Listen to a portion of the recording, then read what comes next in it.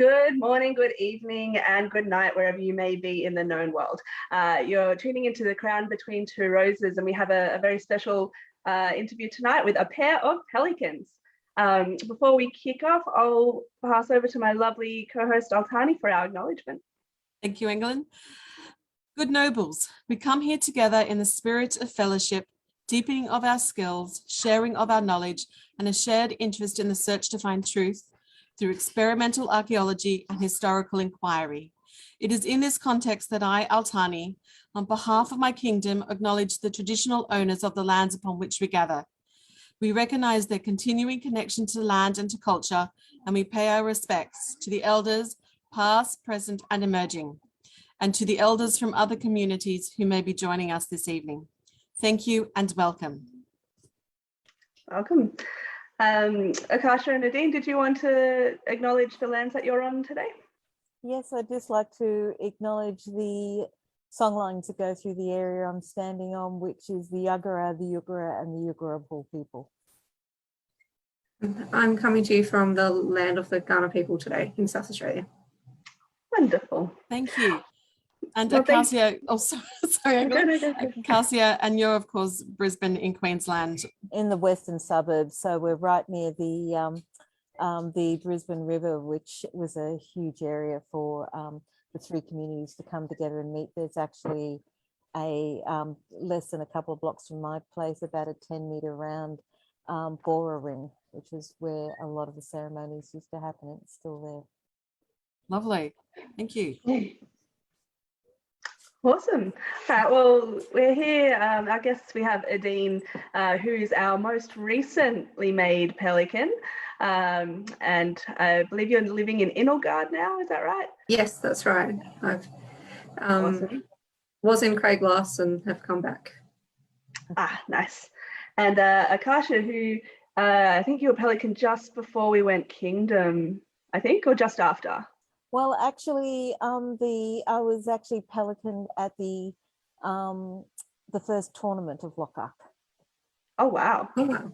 So I had the weird and wonderful distinction. I got laureled on one side of the first tournament and pelicaned on the afterwards. Oh, cool. Amazing, absolutely amazing. Didn't know that. Yeah, it was a bit of a surprise to me as well. Yes. Which one, the laureling or the pelican?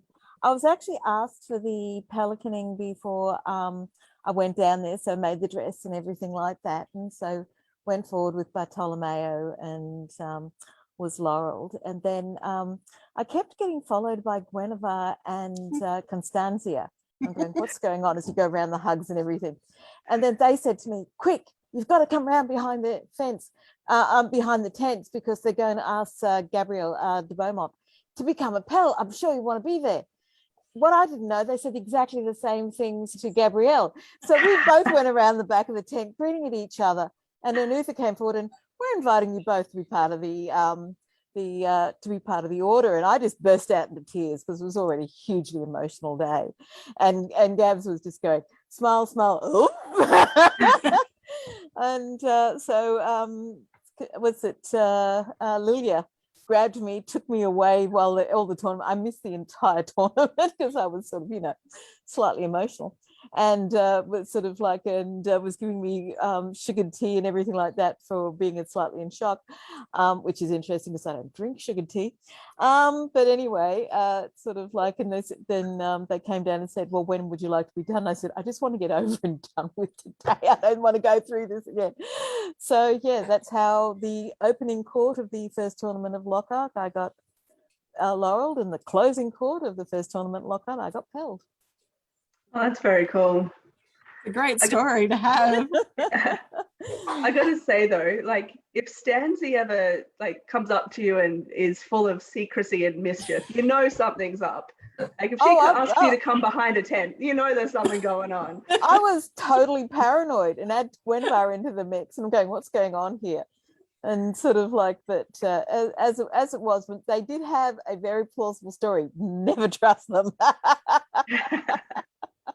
Yep. And Edine, do you have maybe not so, well, since you're so much more recent, be made a pelican, do you have a similar story about being pulled behind a tent? Not pulled out of a tent. I got pulled out of a feast hall, being told that Aylwin and Ingrid wanted to talk to me in the kitchen. I've been trying to catch up with them all night. So Anna de Wilde pulled me out, and I walked out and like, geez, there's a lot of people between me and the kitchen. I tried to walk around them, and Eva and Felix didn't let that happen. Nice. So I'd love to hear how you both started in the SCA and what drew you in. So Edine, if you want to give us your story first. Sure. I was at a clubs association, all clubs meeting at Adelaide University. I was president of the science club at the time, and I sat down next to the president of the SCA, the College of Blessed Herman Seneschal. And she and I started talking about how we really need to get more exercise and need to get more active and get a bit out there. And she's like, oh, you could come along to dance on Tuesday nights. I'm like, oh, that sounds okay. Or you could come along and play with swords on Wednesday night. Oh, yeah, all right, did that. And I basically only did rapier for the first 2 years, and then I sort of slowly discovered there was the rest of the SCA as well. How many years have you been playing then? Like, I want to say 15, 16. okay. Cool. How about you, Acacia? How did you find the SCA? Interesting. I'd never heard about it, except I was studying at Queensland Uni French feminist philosophy. And in my tutorial group happened to be Cornelius. And he was wearing a, a herald's badge, which I'd never seen before. So was asking him about it. And he said, oh, look, there's Abbey coming up. This is our Abbey Medieval Fair. Back in its very early days, probably about, oh God, that would have been about the second or third Abbey. So I traipsed up to Abbey and sort of like, because it was only small, it was in the school, it was basically in the school sporting oval at that stage. That's how tiny it was. And started talking to people and sort of like sounded fascinating. I'd actually come from a background also with costuming for the TN company, 12 Night Company up in Queensland and everything like that. And it sounded fascinating. So next minute I know I'm turning up to Agros and Guinevere's place, and suddenly I'm in the SCA. I found my tribe. And you've been in the SCA for a few years now, haven't you? Yeah, that was, oh God, that was, I'm coming on about a year or two under 3 decades, 30 years. I think I'm about 28 years. It was 1993, I think that was. So yeah, not far off. So that, yeah, it would have been about that time, because so yeah, I just sort of found my tribe and I've been playing ever since. Now, Acacia, you've mainly been up in St. Florian's? St. Florian actually didn't exist when I first started. It was only Riverhaven. I was actually one of the founding members of St. Florian's, and with a love of a favour of purple. Suddenly that got in there. But yeah, I remember the first meeting about St. Florian when we were talking going Canton, in sort of like about 10 of us in the Womble Homes downstairs flat, and that's what we did. And so yeah, it sort of like we went to Shire, and I was actually also one of the first people to be given an Order of St. Florian, which is one of the awards for people who've contributed, the highest order we can give in St. Florian. There were 4 of us that went forward for that, which was Alaric, Bane of Stornoway, myself. I'm trying to think of the 4th one. It's going to come to me. But yeah, all of us went up, and we were the first recipients of that award. I was in the kitchen and had to actually throw my sneakers off quick, and so I was actually got the award in sort of like a tea tunic and socks. Amazing. Yeah. And Edine, yourself, you've obviously travelled a few places. Sorry, I don't remember what the initial question was. I got too caught up in the story. All right. You started off in Inelgarn. Yes, and went across to Craiglar. Yes, I moved over, and I was in Stormhold for about a year and a bit, and then in the same house I got I ended up in grey glass without moving when the border jobbed my house. Right. And yes, I was in grey glass for about 3.5 years, but I already had lots of close friends over there too. So it was an easy transition from one group to the other. I found it much harder coming back because I've got many more close friends over there now. And especially with lockdown, I can't travel back. But especially when I was fencing, I like to travel around the kingdom to up and down the East Coast and over to New Zealand a few times. And it would be really nice to get back to that. You would, you would. We will. Soon. Hopefully. Now, Acacia, you need to first of all explain what you're wearing, and then tell us if this relates to your persona or what your persona is. Okay. We had a lot of COVID challenges. One of the things that we do with the Abbey Medieval Fair, Abbey normally gets, it's one of the biggest events in the Southern Hemisphere. It regularly gets for a weekend about 24,000 people. It's big. It has jousting. It has everything. And that's how I actually joined the society. So it holds a special part in my heart. So we try to play to one of our strengths. So we have a come and try calligraphy tent. And we also normally do the Evolution of Medieval Fashion Parade because it's one of the strengths of the SCA. We can do from sort of Viking and early period right through to 16th century. But we had a big restriction. So we often take about 40, 50 people up doing that type of event. But we got told with COVID, they had a limit of 10,000 per day. And that's including reenactors and all the service people and volunteers, etc. So they specifically asked all the groups, and there's about 30 something groups that appear there, what could we do with the least amount of people and still have the best amount of pomp? So one of the things we were going to do was dressing an Elizabethan lady. So literally I would be in and out of this thing. So turn up my corset and my shift and actually show all the layers that go into making this type of look. So literally I could do it with an MC, which would have been Matt, the Baron of Riverhaven. Because we do this combined with Riverhaven and St. Florian, and I would have had 2 dresses and me. So with that, we could do a show, very few people, because we couldn't make the calligraphy tent safe. And we were also going to be doing dressing Elizabethan man. So we had Matt up there in his underwear as well and dressing this, and we would show him. So explain the layers and everything like that.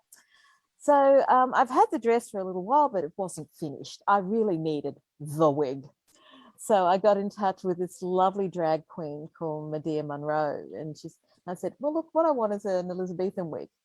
So he was wonderful and did the wig up for me. And we had a lot of jokes about sort of like, he's actually doing a wig up for a queen, a real one, rather than a drag queen. But he did a brilliant job. And so we had this going. We were all set to go literally the day before. We had rehearsed multiple times. I don't think you want to know how many times I got in and out of this dress over 2 weeks as we were rehearsing. And the day before it got cancelled due to COVID. So my poor darling wig has not had an outing. So when he said we were going to be appearing on there, I had to get dressed up. How could I not? You had to have a showing. Yes. Absolutely. It's very impressive, like the whole look and the wig, and yeah, it's just you pull it off so well. I don't know if you can see at the back. Yes. Oops, you faded out. Oops, sorry. It's a little cap or a little crown? It's actually like a bun. Hang on, I'll turn off my virtual background for a second so that you can see it. So yeah, and my house. But the thing is, it actually goes to a bun, so everything's pushed forward. And teased, and then it actually goes to a bun at the back, which we were looking at trying to find the portraits for, or any portraits for the back of Elizabeth's head. It's very Did hard. you find any? No, but we found some other ones and some statues, because no one seems to do Elizabeth I's head on the back. So anyway, so we had lots of fun, and it's got a little bit of feathers and everything there. So this was just a good excuse to get the wig out and actually wear it. It's just fabulous. Totally. And so does it tie into a persona that you have or anything like that? Or do you have a persona that you play out in the SCA? Usually I go to more towards about 15th century. My background is Portuguese, but bizarrely, my Portuguese born and raised in Shanghai, China is my father. So I've got this fascination with sort of Portugal and Navarre and all those areas. So normally I'd sort of wear that type of period, but I century hop. I have everything from sort of like Roman to 16th century, because I just love the concepts of how dresses and everything come together and their evolution and everything like that. So yeah, well, I do have a persona and I do love looking at that. I just love playing in all the different areas. And that's one of the reasons probably the SEA attracted me more than some of the metal weapons. They're like Tuesday, 3 o'clock, July 12th, 1066, which is not bad, Specific. but some of them are that bad too, give or take a sort of like a year or two. But that would get very stifling for me. I love trying new things out and sort of like jumping around all the different centuries and sort of like all different cultures. So while I do have a persona, I love that exploration. Yeah, for sure. I like too that the SCA allows you to be a little bit lazy sometimes, or a little bit mixing your cultures up, and you know, jewelry from 500 years later, but it's okay. It still works. Well, we're not a demo group. I mean, we're a group there for sort of like exploring archaeology, but within our own space. So we're not on display or performing or anything, which is great, because you have an Elizabethan talking to a Roman, talking to a Viking, usually around a coffee shop. Never mind. Sounds like a great joke. Oh yeah, yeah, we've got to work on that one. But that's what it's when we come out. It's sort of like a lot of groups look pretty because they have got that consistency and everything like that. That's what I said. Our strength is not our that sort of like consistency of look. Our strength is our variety. Absolutely. So how about you, Edine? What kind of period, or do you have a persona? Any of that? Sort of. I certainly used to. I was very into that and into deportment, particularly how to move like a lady, how ladies in 15 to 1600 France moved, ate, manners, household roles, place in society, all of that. I was very into that. I studied French before I started in the SCA, so that was my starting point. Where my name is from Choisy in France, which is near the southeast border near Lyon. So I've been focused on that area, but I also really enjoy that exchange of cultures, and there's so much exchange between France, England, Scotland, Italy and Spain in around the 1550 mark, Catherine de Medici's era. So that's where I focus. And what I'm wearing tonight, I was very lazy with my research. I found a style that was documented in France, England and Spain. I went, that looks comfortable and nice. I've got big baggy sleeves on. And I think I can make something like that in a week, because I didn't have any garb I could sit down in because everything was porcelain. So this is my new comfortable dress. It looks very comfortable when you're standing up. It looks nice and comfy and simple lines, but nicely fitted. Nicely fitted, but there's actually no fastenings yet. I have to put the eyelets in still, so I'll put it on like a t-shirt. We can't see that. We didn't hear that you said that. It looks lovely. Yeah, I'm not going to show you the back. I'm really curious about the deportment stuff. Is that something that is easy to find information on? And I'd expect it to be quite difficult, because it's one of those things you think you would learn from the other people in your life rather than necessarily written down, or you couldn't get it out of artworks and that kind of thing. You can get some of it out of artwork, and some of the woodcuts particularly informed my research there, and a lot of it was practicing movement. I have a collection of farthingales in slightly different constructions, different theories that people have come up with, some extant ones, and the Tudor tailor's pattern that everybody has. I played around with those for a long time, practiced moving in the shoes, and experimented, wrote down what I found. But there's a lot in dance manuals, and I was very into dance for a long time, despite not liking it at the start. I'm definitely a convert. You need to combine your dance and rapier. That would be fun. Ooh. That was fun for a long time. There is a lot of exchange in language between the dance manuals and the fencing manuals, particularly in Italian. I We imagine use a lot of the same terminology. I imagine some of the footwork as well can be Yes, related to each other. Particularly the dance manuals describe how you shift weight. So that's quite interesting to apply to fencing. I remember there was a wonderful dance that was a performance piece at Purgatoria many, many, many years ago. And it was actually a set of 8, but each dancer was armed with a rapier and buckler, and they were actually sort of, as the dance moved, they were actually fighting the person to their left and right. It was very, very entertaining. Yes, it's called Boffins. It's in a French manual called Arbo. There's also another military dance that we know about from the Gresley manuscripts from England, which appears to be like a soldier's drill set to music. Yep. I'm keen to get a bunch of young collegians or something one day and see if we can do it as a marching drill. Do you have the music for it then? Yes. It's lovely. A piece that gets played a lot at dances, but not used in the way that the manuscript describes it. The steps are right. The format of all of the people around the room is not quite right. My interpretation of it. It sounds utterly fascinating as a project to try and develop with, as you said, the collegians, or just need some time and some willing volunteers and a bunch of spears. Right. And the ability to actually be in the same room at the same time would help. One. Yes, that would help a lot. And to have dance permitted. You could do something like that at festival. Have sort of like that's a good idea. On the list field. Sort of like do a couple of practices. People can learn their own move. Do a couple of practices, and then sort of like before fighter auction, have that on the field. That would be awesome.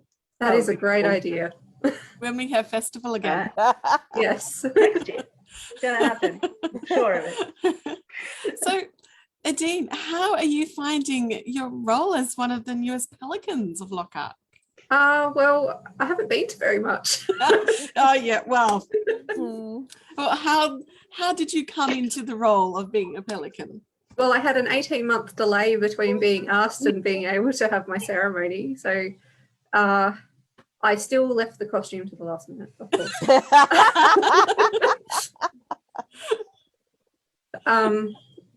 How was your journey becoming a Pelican? As accidental, mostly. I was really surprised to be asked. I had been working on the board of directors for a while and had just stepped down from that about 3 months before I was asked. And that's definitely an experience I value. You see the SEA in a whole different way. And before that, I hadn't done very many officer roles, so it was very eye-opening for me. I'd done a bunch of roles as a college seneschal and been a deputy rapier marshal for a group, and that was about it. So Stefania sat down with me before I stepped up on the board after she knew I'd put in an application, and reminded me that there are actually roles in the kingdom between those two steps. I would recommend, in hindsight, doing some of those. But it was great, and it was really valuable to me as a connection to the SEA, because I could do a lot of it online, and I was actually very, very sick for a lot of my board service for several years. So being able to still give back to the society, who was giving me still connection to the outside world when I was home an awful lot and unable to work, was really valuable to me personally. And I'm quite comfortable on computers, but I did a lot of the board service from my mobile phone.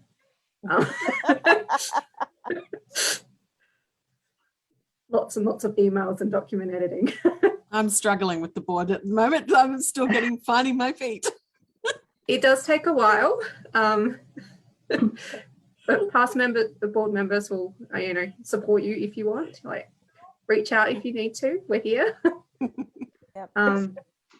It's something I know. So I've been helping Beatrice out over the past few months, and part of that has been going to the board meetings, and it's a totally different language if you're not used to that kind of environment. But everyone has been so helpful and like understanding, and I think everyone's here for the same reason. Everyone, like, you're doing these volunteer roles because you care about what happens in the SCA and try to help direction. So like it's a bit intimidating for sure, but I think people should definitely consider giving it a go, because everyone's there to help you out, and no one's gonna expect that you know everything on your first week. And yeah, absolutely, it's a real team environment.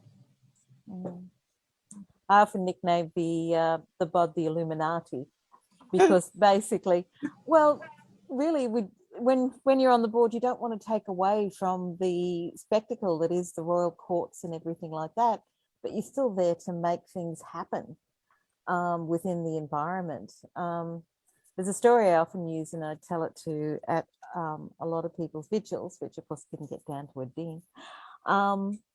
But it was actually a conversation I had with William the Lucky. Now, for those who don't know William the Lucky, he's been King of the West more times than I think he can count, and once and future king type stuff. And he's got all the different peerages. I don't know if he's got rapiers yet, but he also was laurelled for service before they had Pelicans. So I actually asked him, sitting around a campfire, what period did he value most? And he had a really great story to tell about that. And what he said was, the knights provide the spectacle. And he said that draws people. It's that sort of like, that brings a lot of people, the sound and everything.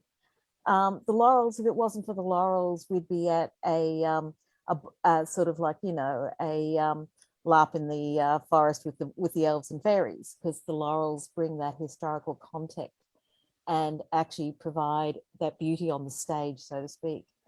But if it wasn't for the Pelicans, which is the period he said that he valued most, they create the stage. They are the ones that make certain in that environment that that things happen. They get the laws, the sign-ins, the insurance, all those really sometimes very mundane things, but without that, there is no stage, there is no spectacle, there is no historical display. And that was one of the things that he valued. I've never forgotten that story. You're absolutely correct. Like, there's, fighters love to fight and laurels love to make things, but if there's nowhere to do that, then, you're going to be doing it at home by yourself, which is no fun. So, I mean, the bod is the Illuminati. They are the power behind the thrones and everything else. But to a certain degree, a lot of their work goes invisible, because if it's going well, it should be invisible. Absolutely. Thank a bod member today. Yes, definitely. Apply for the board when it comes up. Volunteer. Yeah, and that's both bods.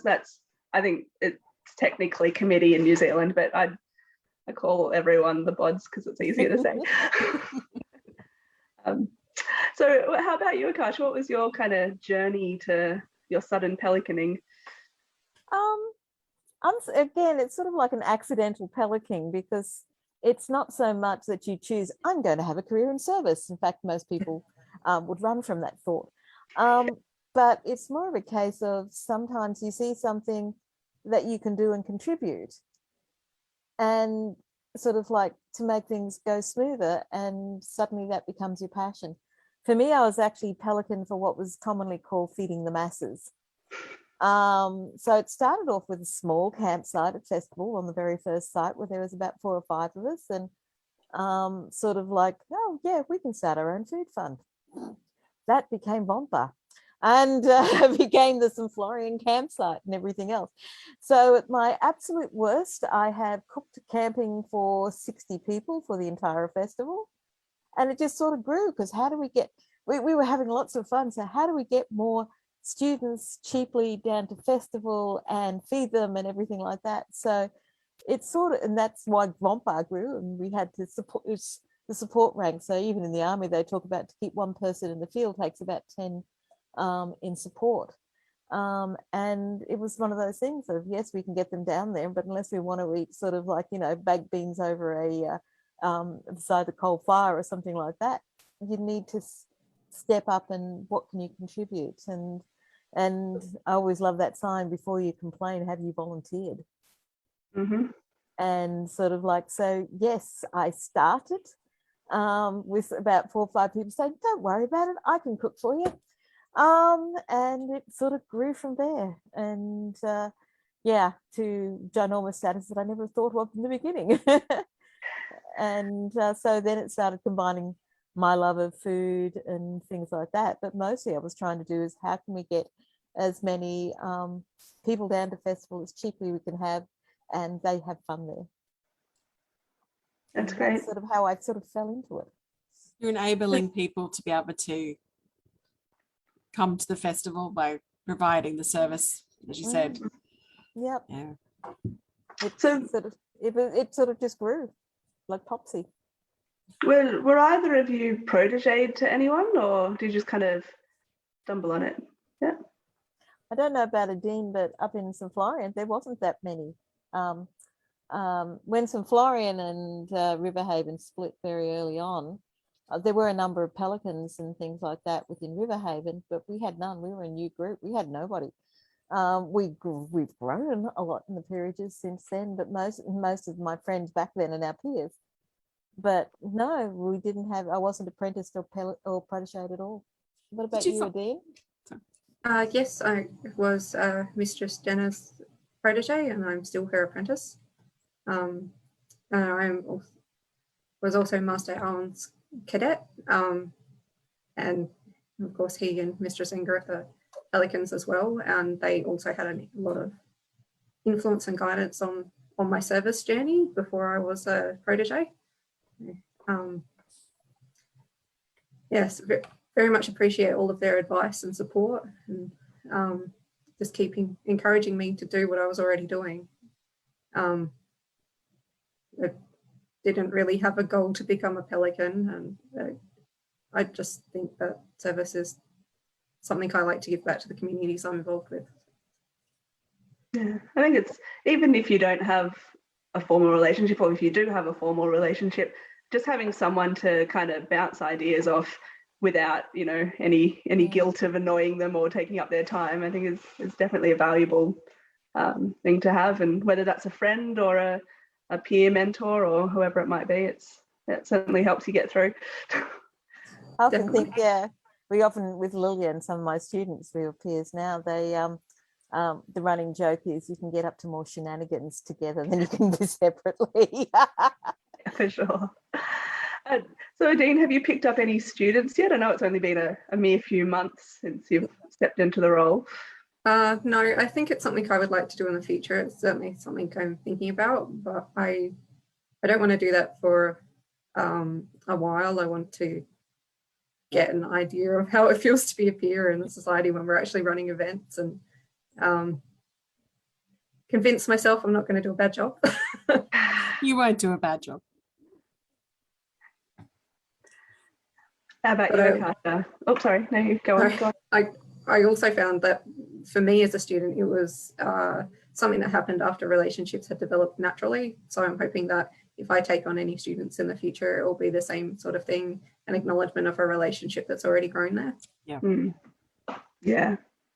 I think having that kind of understanding of each other is very helpful, for sure. Yeah, Acacia, you just mentioned that you've had a few students become peers as well. So can you tell us about your Pelican family, or Laurel family as well, I guess? Yeah, they was it I laughingly call them apogées, because sort of like, yeah, there's no real difference between art and service, or shouldn't be. They are two things very important if the society is going to keep going. I actually got approached to be someone's mentor, literally going out of court on after I got Pelicans, and I was just going. So what I said to them at the time was that, give me a year, I need to learn the role myself, and so I'm not going to take any students from my first year. And then sort of like, most of them have been very natural. I've got something about 5 students at the moment, and I've just become a grand peer. So one of my students has been Pelican, so that's all lovely. And I keep joking with Lilia, because Lilia actually asked me to be her peer when she was drunk one night, and I said, yeah, come over tomorrow when you're sober.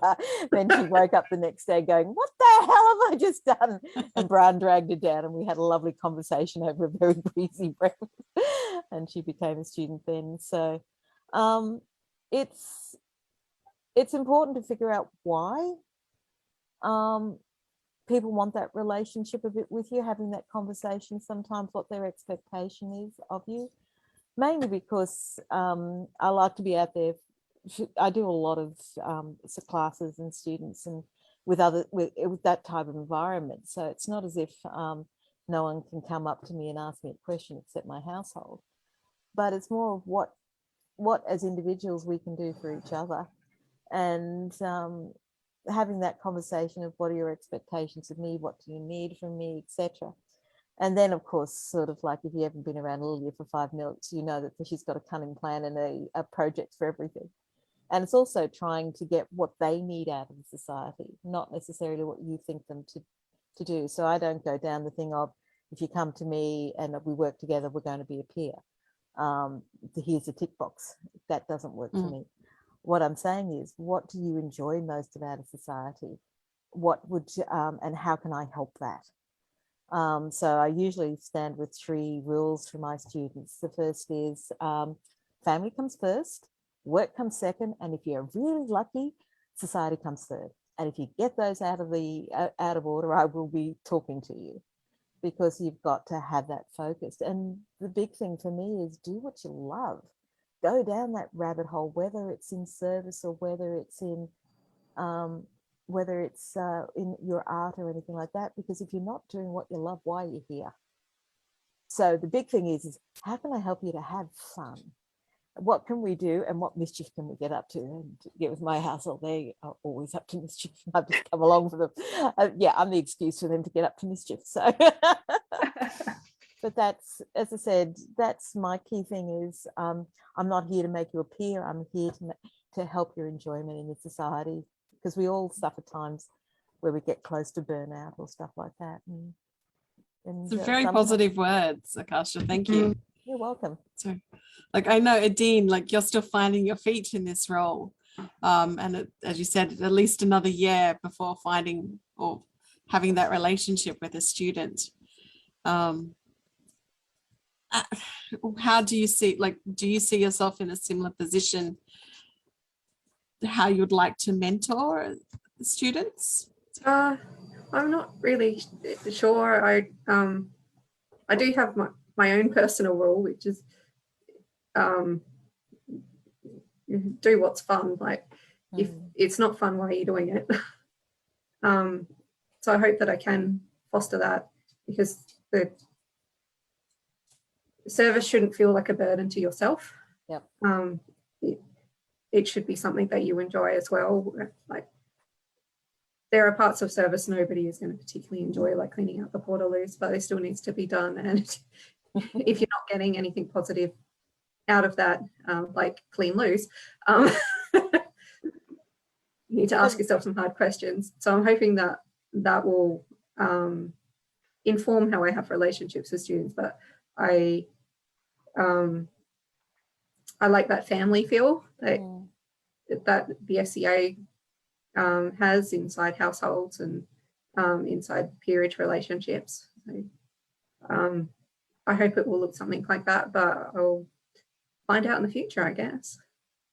maybe if it happens. But no matter what the service, having that team around you is half the fun. I mean, sort of even if it is cleaning portaloos or how many kitchens have I run, the kitchens are the best places. But it's having that, but they're hard bloody work. You're literally standing up and whether you can actually feel your feet the next day and all this type of stuff. But it's that team together doing something is really a positive experience. For sure. I think that's one thing about the SCA as well. It does bring together those teams of people, whether you said it's in service, you see that quite a lot, but also in households, knights and squire relationships, laurels and apprentice, their relationships, whether they're not in the same household or they are, it does bring people together. And in some cases, the barony and Lockhart as well, trying to get, well, I suppose at this point of time through the COVID situation, we are trying to band together. There's so many things out there that are positive to help us to focus on other things that are good happening around, rather than the sadness that this COVID situation is bringing many of us. Yeah. So making things a little bit lighter, you both mentioned that it's all about having fun and doing the things you enjoy. So what is it that you love to do, or is there a tradition, a Lockhart tradition that you just makes you happy when you get to be involved in it? Who wants to go first? I know can be a tough question sometimes. I'll go. I love bardic circles. I can't sing at all, but I love that community feel of sitting around the fire when we're sharing food and it's late at night at a camping event. It just feels really good and homey and natural, and I miss that positive feeling from the camping events much more than I thought I would. So I've been buying camping stuff while we've been in lockdown, researching what I want my campsite to look like. Going wild. Trying to look forward positively. I love bardic circles as well. They're fantastic, and I've run some of the ones down at festival, but just going over, I had before COVID and everything else hit, I was able to go to Penzic and just, sorry, you got my face then, I'm doing the Cheshire Cat, and just being able to go into complete strangers' campsites and meeting them and hearing their stories and their tales and all that type of stuff was just so awesome. I loved it. So that inviting into a campsite to be able to sit and listen to some fantastic entertainers. But one of the other traditions that I like, and I loved this as Baroness, it was so much fun, was the march on at and declaring sides at festival. We had the one year where we had was the anniversary of Bompard, and literally and unfortunately the Riverhaven B&B couldn't be down there, so I got to lead the entire as Baroness, sort of like basically lead this huge crowd of fighters. I think we had about 50 something marched onto the field of 13 of knights, and be able to sort of like stand in front of the courts with this massive army behind me and yelling sort of like, Your Majesties, we present you the might of the North. And just that type of theatre was just so much fun, and everyone was getting into it. In fact, so much so that the next group of fighters, when they came to declare sides, actually declared for the North rather than for a side. It got a bit silly. But that theatre and that court theatre and sort of like really getting into that esprit de corps was just so much fun. Totally. It takes you to another place. Yeah, it was a moment in time. It was very special for me. So Edine, we've heard Acacia's most favourite tradition. Do you have a favourite tradition within Lockhart, other than, like, both of you have said Bardic Circle? Anything else that stands out for you that you like, whether it's court or? I'm not sure about traditions and such. Like, That's fine. Yeah, sorry. No, that's all right. I have plenty of activities that I love, but I don't know if they'd count as like traditions. Like, I love Bardic Circle, I love dance and rapier. But I miss being in kitchens. We'll see if that happens again. It will. It will, will. yeah. It will happen. It will And- happen. And if unfortunately my COVID buying trip, it works out badly between myself and Drake, we have, COVID book buying. We have a whole pile of new recipes that we want to experiment, including medieval Indian that Drake's found. Don't ask. So yes. That we've sounds got good. Oh yeah, I'm actually been researching to do a, what is it? A proper medieval, probably a proper Viking.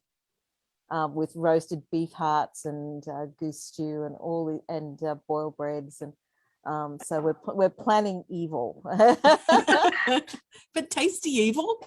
tasty evil, but also that's. I remember when I first started, a good feast was, what is it? Roast chicken, 3 veg, and a Sara apple pie. We've come a long way since then, but that's half the fun of it. Now, where will we go after that too? For sure. So you've been, Acacia, you've been Baroness up in St. Florian. How did you find that experience? It's interesting because I think compared to the Crown's a sprint, the Baron and Baronesses are a marathon.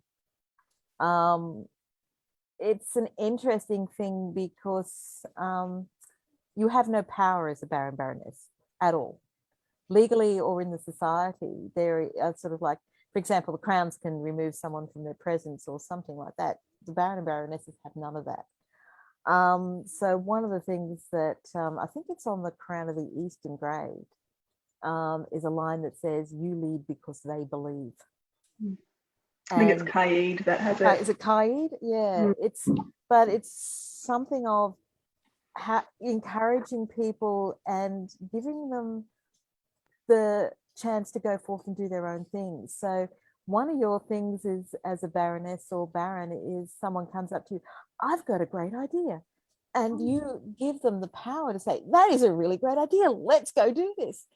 And so you are the enabler, so to speak, to create that stage for people to enact their own beliefs or their own ideas or events or things like that. So as Baron and Baroness, you do have that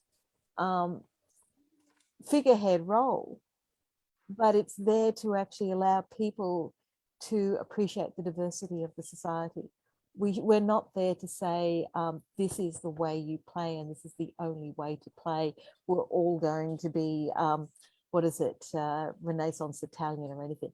You're there is, "I love this," and you go, "Okay, that's really great. Who can help you, or who can I link you with to make that happen?"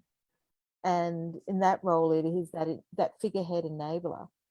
And it goes back to that thing, the only reason you lead people is because they believe in you. And it's encouraging that belief, that fun, and allowing them to express themselves is a very key role within a Baroness. I think that role also happens with being a peer, does it not? Yes. You enable, it doesn't matter if it's a student or an average person, whatever, that yes, you enable them to, yes, you can do it, go and do it, or point them in the right direction of who to speak to if they need more advice. I agree totally. The only difference between a Baroness is you can't hide in the background. You're out front and center with a crown on. So there is no such thing as submarining peer when you are doing Baron and Baroness. True. So is there a piece of advice that you give to people at vigils, or one that you heard at your own vigil about the path to Pelican that you can share with everybody? Edine, your vigil. You can lead off on this one. Yeah, I was just trying to think, what advice did I get at my vigil? I'm sure Depends many what people kind of said many vigil it wise was, things right? to me, but I can't remember specifically. I do remember from one of Catherine Kerr's vigils. I can't remember if it was, I think it was her laurelling. She did a whole thing where we all went off and talked about different period virtues.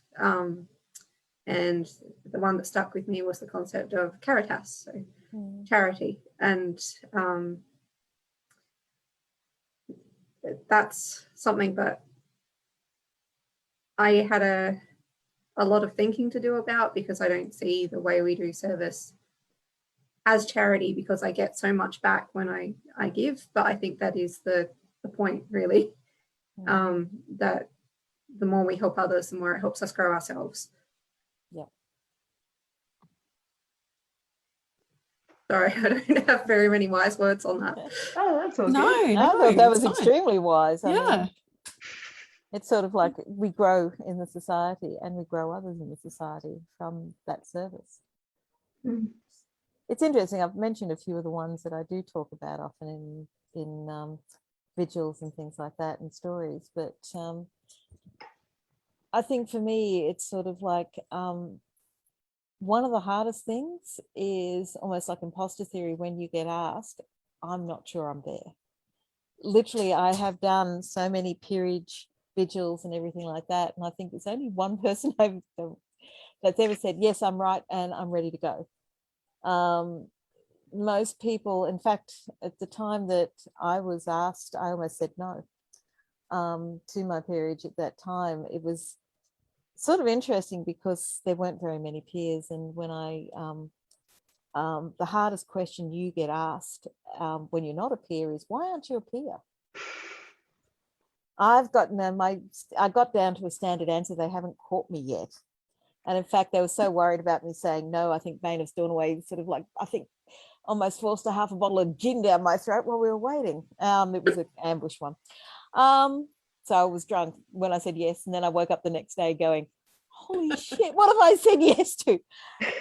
So I was really sort of over it by that stage, people asking me that question. But I think the key thing is there that I tell to a lot of people, you are there, you have already comported yourself as a peer. This is just that recognition. I know we say it, I know it's a lot of words that everyone hears out there, but it's true. It's sort of that you have already done the work. You are already there. We are just giving you that recognition. And it doesn't stop there, because one of our biggest things is that you keep doing what you're doing, that you keep going forth being you. You don't have to change.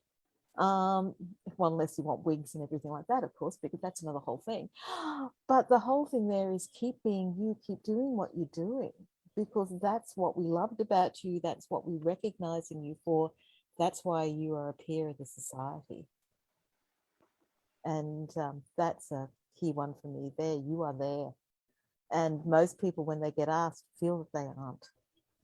Oh, I sort of like, it's a surprise to them. And as I said, hundreds of peers or anything like that I've been involved with in 30 years, no one feels that they're normally there. Is that just for the Pelican? Or do you think that also includes the Laurels, the Masters, the Knights? Because like a lot of those others are a lot quicker. The journey is quicker for them than a Pelican takes a long time generally. Well, same to Laurel. I mean, my Laurel, I was in the society for 10 years before that happened. I think it doesn't matter the speed, because you get that sort of like feeling that someone's watching you or something like that. Pels are better at it than Laurels. Laurels are not very good at hiding themselves. We're too much out there. Pels tend to be a lot more stealthy and usually can get people surprised a lot better. But I think for a lot of people, oftentimes with Laurels, you get some very interesting replies. It's sort of like, you get, well, I haven't got an outfit to wear. I've just got to finish this one project. It's very important for Laurel. But even with the Knights and the Fences, when I've been in vigils with they're surprised they got there. Or they think, I should have done this one more thing. Or, oh, look, I'd set this bar for myself and I'm not there yet. In fact, it does come up in some askings where people say, can we put this off for a year or 6 months or things like that? I'm not ready for this. So I think it's a journey that all of us go on. And it's only after you get sort of like a number of years and things like that you start to say, I think I've done the work, but I probably did that 10 years after I was actually peered. And even then I'm saying is that there's still things I can contribute. There's still things I can do. My journey and my learning hasn't stopped when I became a peer. It was just a line in the sand. And I've hoped I've continued to, as I said, I've become Baroness and all this type of stuff, and continue to keep contributing and keep having a lot of fun. So, kind of going back to one of the previous points, burnout is a big problem amongst the service community in particular. Oh, yeah.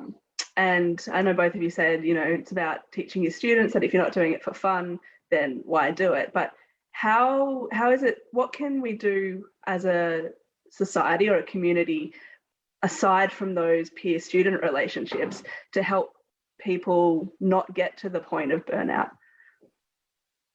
Tough question. Sorry to throw it on you, but I have some thoughts. Yeah, please go, Edine, go. One of the things I think we need to do is adjust our expectations of volunteers, particularly volunteers who are switched on 24/7. So Kingdom Seneschal, Kingdom Reeve, Exchequer, board members, we expect these people to be answerable to us, responding quickly, all day, every day of the year. I know that I found Christmas Day really hard as a board member because I did not have time to check my phone and there were still messages. And I think we need to manage those expectations both of ourselves and of others by doing things like setting aside a day a week where we are not doing that job and actually take time for ourselves very deliberately and mindfully. And that is a view I've had both personally and a view that is informed by research that other volunteers and not-for-profit societies have done, particularly in the United States where they are expected to work all the time. And that is one of the key things for managing volunteer burnout is actually changing the expectations we have of volunteers, because we are a volunteer society. We shouldn't be expecting people to work more than they do in their own full-time jobs. And when people do have other commitments like family and the children, working, illness, mental health, all of those things need to affect and inform how we serve and how we expect others to serve. So a bit more compassion and a bit more time management, I think. Totally agree with everything you just said. That's really sorry. There's something I've thought about an awful lot. No, it's totally great. It's totally correct. It's important to say. Oh yeah. So even if it was something like the board does not work on Wednesdays, I think that would help. Like Kingdom Seneschal doesn't work on Saturday, something like that. Even if it is a public declaration, which might help manage expectations for everyone. Well, Crowns have definitely done that in the past. That yes, you won't get contacted on this day because they're not doing anything Kingdom related. They need that break. Or I'm not doing anything past 8 o'clock at night. Yep. I know we did that as Crown and as B&B when we had small children. We definitely had, don't call us after 8, we will not respond. Yes, draw lines in the sand. England, yeah. You just had to have those. Yep. It's getting, I guess, worse to some degree because of social media too, because there's that expectation that people are always on, they've got their phones on them, and so things are going ping ping ping. And I've had a few discussions with members of the Seneschalate lately, and just on that point too, is that there comes a point in your service that you hear the notification and you're getting PTSD responses to it because you're like, oh crap, what's happened now? Because of that constant contact. So I think that advice is spot on. We need to be able to manage expectations, and whether that's an officer or a B&B or the Crown or someone on the board, whoever it might be, saying that unless it's a life or death situation, don't contact within these hours, or contact only via email or something like that. Acacia, do you have anything to add?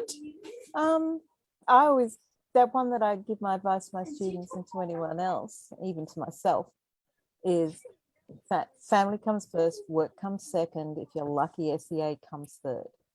And if those are demands on your time, or the SEA is taking over your time with your family or your work, then something's going wrong. And the key thing to doing that is having your team around you. Really, we should not, the people burn out more when they're alone, or where they don't have someone challenging them going, no, you can't keep doing this at this level. You need to have some space. What can we do to help? Having that team around you and that consistent front is also challenging you. Because as I said, with a lot of my house on everything, oh, okay, what you sort of like B&B at festival is sort of like, for example, you not only have the work you're doing in your own campsite, you've got, you know, morning court, you've got afternoon courts, you try to be there for as many things as, let alone peerage meetings, you name it. There are times where you just go, you're running around like a chook with a head cut off, but you're actually not taking in anything, you're not enjoying any of this, you're not getting to the things at the festival that you like the Bardic circles or any archery or anything like that, because you're doing all the things you should be doing. So my household coming up to me and saying, you're sitting down, you're having a cup of tea, stuff the meeting, stuff this. We're just going to sit here and just sort of like, you know, breathe some air. Don't need to be down at court, whatever. Don't tell the king and queen I said that. But it's sort of like, you need people to challenge you to say, sort of like, all of these things are coming in at you, and sometimes you lose perspective on what you should be doing, or how to find the balance. The balance goes out. And that's what I'm saying, is not doing things alone, having people around you or anything like that that talk to you. And that could be you as a peer, or you when you see people burning out, going, okay, when are you taking some time? When are you enjoying yourself? And all that type of stuff. I remember a hilarious time when Lilia was queen, and literally she had so many things she had to go to.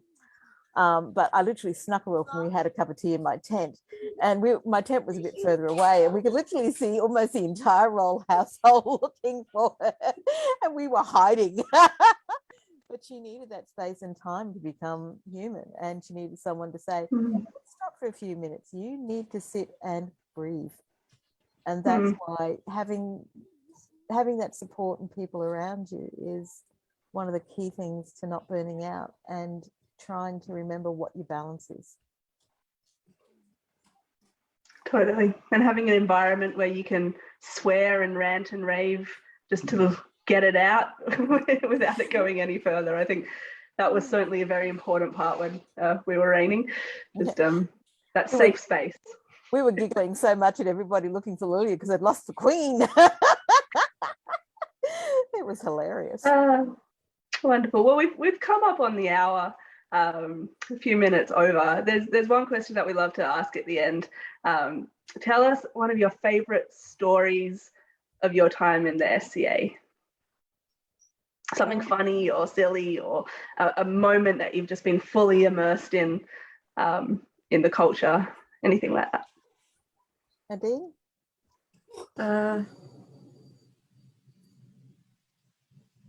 I think one of my favorite moments was at a dance practice. Sorry, my dog wants to be involved. That's all right. Bring your dog on. So My cat's scratching. quite large. Actually, a dance practice where I was doing improvisation with another person who was learning dance, and I got very abruptly into dance where I hadn't really done very much, and our dance teacher was on the edge of burnout, and I wanted to support her, so I was learning dances and teaching them a week apart. And one of the other people who was learning and I got a bit carried away, and we were doing improvisation to the cup rules, which is probably familiar music to everyone, with Ilcanario steps, which is completely not the same style of dance, but lots of stomping and jumping and just having a lot of fun. And I think that is one of the moments where I've been most immersed in that. I feel like we're actually doing the medieval dance thing now. Please stop patting me. Sorry. Sorry. That's a welcome. Come on. You come up. No. Oh. I'm not good. What type of puppy is he? She's a Caisson. Oh, sorry, she. Yep. Oh, she's looking at you adorably. Oh, beauty. Yeah, she's ready for her evening cuddles on the couch. Ah, Yeah. nearly All there. right. Acacia, you better make this a quick one. Okay. Well, I've told a lot of stories, but probably one time I felt most immersed was at a campsite when we were at the Tarat Festival, and I'd been to Bardic circles and everything like that night. And I was coming home, it was one after the storms, and there was this huge fog. And every campsite I went past was only lit by candlelight and firelight. So you could see the shadows of people, but and you could hear singing still and all this type of stuff. And just for that moment, it was just such a beautiful moment where there's all soft lighting and soft sounds that I felt that I could have walked out of the Henry V scene when he's walking around the campsites or something like that. At that time in that place, with no mundanities or anything around me to take me out of that spell, it was just a magical night. Love it. So good. Yep. Well, thank you both so much for joining us tonight. It's certainly been very insightful, and I've enjoyed getting to know each of you a little bit better and to hear your experiences and stories and advice. I think there's a lot that we can gain from both of you. So thank you so much. Yes. Thank you. And And I got to wear the Thank you for wig. You did get to wear the wig. So good. Tani, did you have any other questions? I'd just like to thank you all again for coming on and echo England's words. England, thank you for hosting. And you for too. Magnus, who is behind the scenes, once again being our tech body. Take care, Lockhart. Be kind to each other. It is a difficult time. We will get through this. You are a good bunch of people. So look after each other. Give yourself a pat on the back, just getting through the little things during the day. If you need help, people are there. So thank you, ladies. Who's our next? I don't think we have anyone booked in at the moment, so stay tuned. Edine, did you want to add something? No, I thought we were going to waving goodbye. That's all right. Yeah, I don't think there's anything scheduled at the moment, so keep an eye on our Facebook page and we'll have something up soon. Thank you, everybody. Take See you care. soon. Cheers.